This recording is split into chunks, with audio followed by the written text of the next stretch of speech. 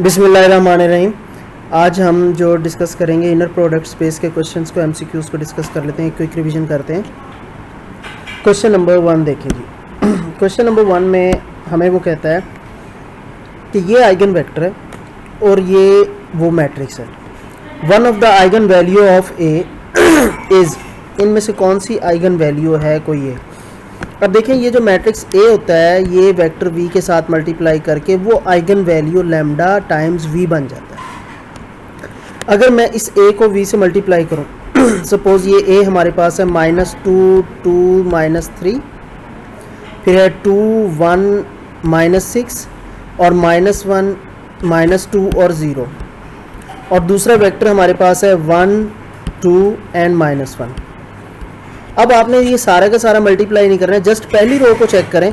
पहली रो को जब आप इस कॉलम से मल्टीप्लाई करेंगे तो क्या आंसर आएगा आपके पास, -2 1 देखें आपके पास, और इधर क्या होना चाहिए आपके पास 1 2 और -1 होना चाहिए।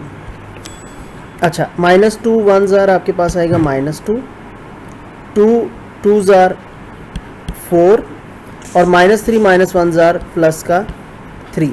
तो ये क्या आंसर आता है आपके पास, देखें ज़रा गौर से, ये आ जाता है आपके पास 5। यानी कि इन दोनों को अगर हम मल्टीप्लाई करें तो आंसर जो कॉलम मैट्रिक्स आएगा उसके यहाँ पर 5 होगा। तो मैं इसमें से क्या कॉमन बाहर निकाल लूँ कि मेरे पास यहाँ पे 1 आ जाए, तो 5 ही बाहर कॉमन निकालेंगे। सो दैट्स वाई इट बिकम्स 1। ठीक है, तो ये जो पहला हमारे पास कॉमन निकल आया है ये 5, ये वो आइगन वैल्यू होगी। तो सिर्फ एक रो को आप एक कॉलम से मल्टीप्लाई करें और जो नंबर आ जाए आप देखें कि वहाँ पर आपके पास मैट्रिक्स जो दिया हुआ वेक्टर दिया हुआ है ये 1 2 और -1 दिया हुआ है, तो इसको 5 यहाँ पर आना चाहिए था फर्स्ट, तो 5 हमने कॉमन लिया तभी यहाँ पर ये 1 आ गया। अच्छा, नेक्स्ट देखें eigen vector of the matrix. इसका जो करेक्ट ऑप्शन है ये डी है, इसको मल्टीप्लाई करके देख लें। ठीक है, तो ये आपके पास इसकी करेक्ट ऑप्शन डी आ जाएगी। ये इसका आइगन वेक्टर होगा, इसकी आइगन वैल्यू आप जब देखेंगे तो वो आपके पास आइगन वैल्यू भी 0 आ जाएगी इसकी, क्योंकि 0 मैट्रिक्स है। If A and B are real symmetric matrix of order n cross है, तो ये जब रियल और सिमेट्रिक की बात आ जाए तो आपके पास ये ए बी का whole transpose, we know that ये किसके इक्वल आएगा, ए बी का whole transpose is equal to B transpose. असल प्रॉपर्टी ये होती है ए ट्रांसपोज। अब उसने कहा है कि ये सिमेट्रिक है तो दोबारा बी ट्रांसपोज बी के इक्वल आ जाएगा और A transpose is equal to A हो जाएगा। So that's why it's correct answer is C. Question number 4, if A and B are non zero square matrices then A B is equal to 0। ये ए into B उस वक्त 0 होगा जब दोनों के दोनों ऑर्थोगोनल हों। यानी कि पहला जो ए है ये इसके A1 A2 A3 ये इसकी रो, और दूसरे वाले का कॉलम B1 B2 B3, ये दोनों आपस में पहली रो पहला कॉलम एक दूसरे के साथ अगर ये ऑर्थोगोनल होंगे, परपेंडिकुलर टू ईच अदर होंगे, तो जब इसको इससे मल्टीप्लाई तो इनकी डॉट प्रोडक्ट जो होती है A2 B2 के साथ और A3 B3 के साथ दरमियान में प्लस के साइन, वो हमारे पास 0 हो जाती है डॉट प्रोडक्ट। तो ये दो मैट्रिक्स अगर ऑर्थोगोनल होंगे एक दूसरे के, परपेंडिकुलर टू ईच अदर होंगे, तो तभी इनका जो प्रोडक्ट होगा A इंटू बी वो 0 होगा। Eigen value of real symmetric matrix, ये हमेशा रियल होती है। ये एक थ्योरम भी है चैप्टर नंबर 7 में मेथड्स के दो जो eigen value of symmetric matrix जो होती हैं वो हमेशा उनका आंसर जो होता है वो रियल वैल्यू आता है। ठीक है, इनकी वैल्यू जो है आइगन वैल्यू कम्प्लेक्स भी आ जाती है इन केस ऑफ रोटेशन होती है। ठीक है, लेकिन इनलार्जमेंट और प्रोजेक्शन और रिफ्लेक्शन के केस में ये सारी की सारी वैल्यूज़ रियल होती हैं। Let A is this, eigen values are 2 2 and 6।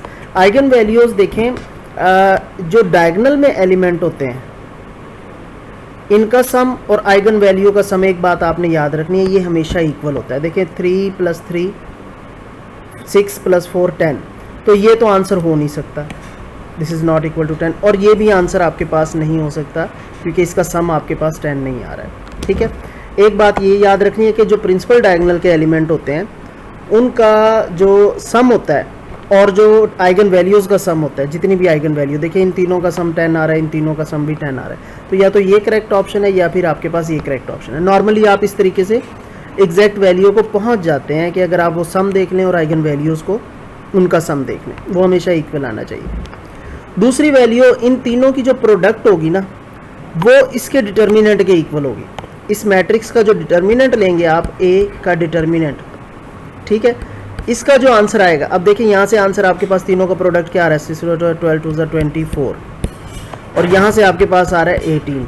तो आप इस मैट्रिक्स का जस्ट डिटर्मिनेंट निकाल लें, ठीक है। डिटर्मिनेंट कैसे निकालें, 3 आ गया आपके पास, first by expansion by first row कर देते हैं इसको, तो आपके पास यहाँ आ जाएगा 4 2 1 एंड 3, फिर माइनस का 1 और ब्रैकेट में आ जाएगा आपके पास 2 2 1 3, 2 2 1 एंड 3, एंड उसके बाद फिर प्लस का 1 आ जाएगा, एंड डिटर्मिनेंट 2 क्रॉस 2 का बनेगा 2 4 1 1, 2 4 1 एंड 1। अब इसको सिंप्लीफाई कर लें आप, 3 बाहर है और ब्रैकेट में 4 × 12, 12 माइनस 2 दैट इज़ 10।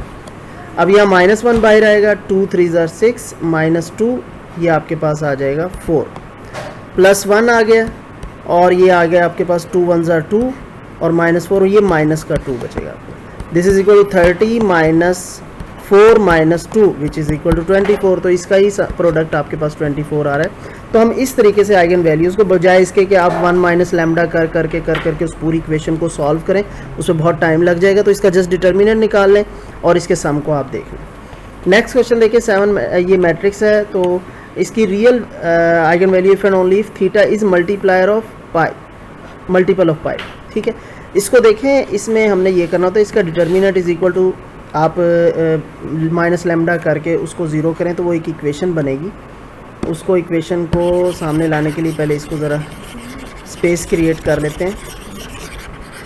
अच्छा, क्वेश्चन ये है कि ये cos of theta minus lambda बन जाएगा, 2 क्रॉस 2 का है तो इसमें लैम्डा डायगोनल में सब्ट्रैक्ट कर ले, माइनस साइन थीटा, फिर उसके बाद साइन थीटा और कॉस थीटा माइनस लैम्डा।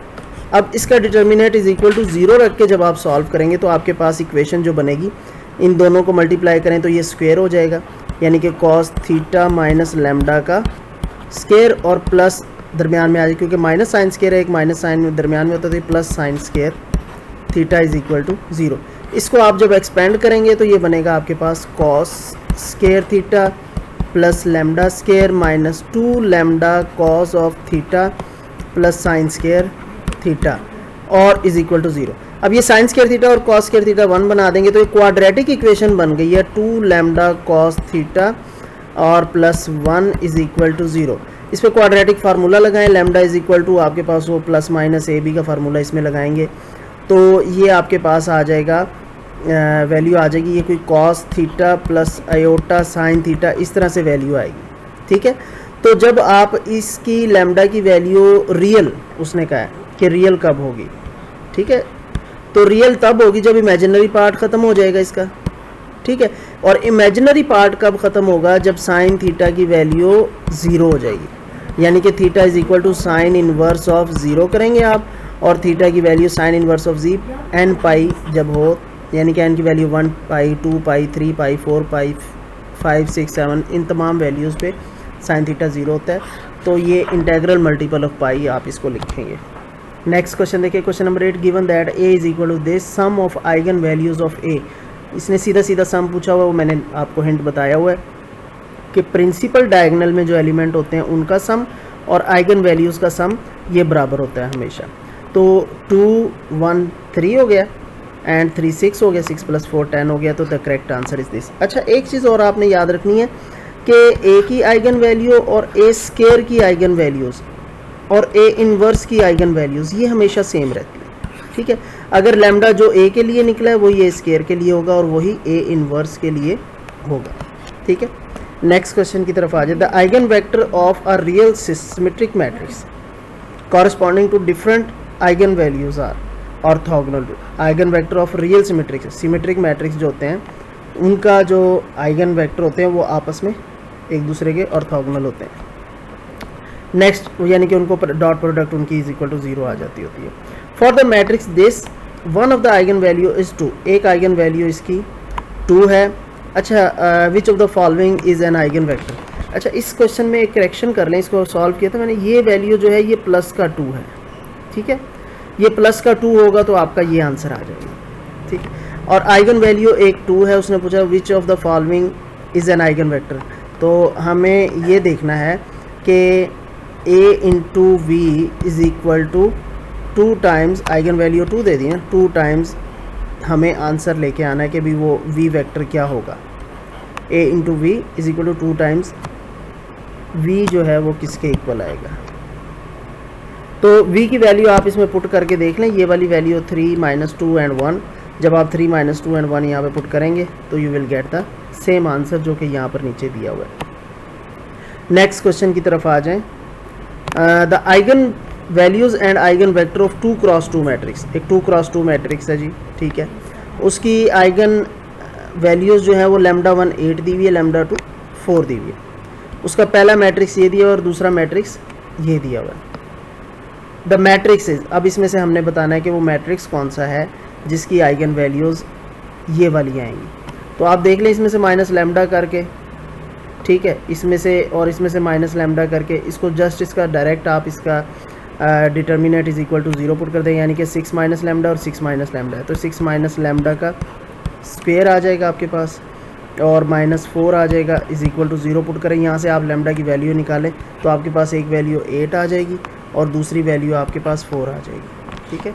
तो इसको सिंप्लीफाई कर लें, 36 plus lambda square minus 12 lambda A plus B A minus B whole square, formula खोला, माइनस 4 इज़ इक्वल टू 0 आ जाएगा आपके पास। तो लैम्डा स्क्वायर माइनस 12 लैम्डा और प्लस का 32 इज़ इक्वल टू 0 आ जाएगा। सिंप्लीफाई करें इसको and you will get the values mentioned above 8 and 4। तो ये हमारा हुआ इनर प्रोडक्ट के जो एमसीक्यूज़ आपको कॉलेज की तरफ से प्रोवाइड किए गए थे, ठीक है, उनका एक रिव्यू हो गया, ठीक है। और इसमें कुछ डेफिनेशंस वगैरह इन्वॉल्व होती हैं, वो भी आप इसमें शामिल कर लें, इस चैप्टर को अच्छी तरह रिवाइज़ कर लें।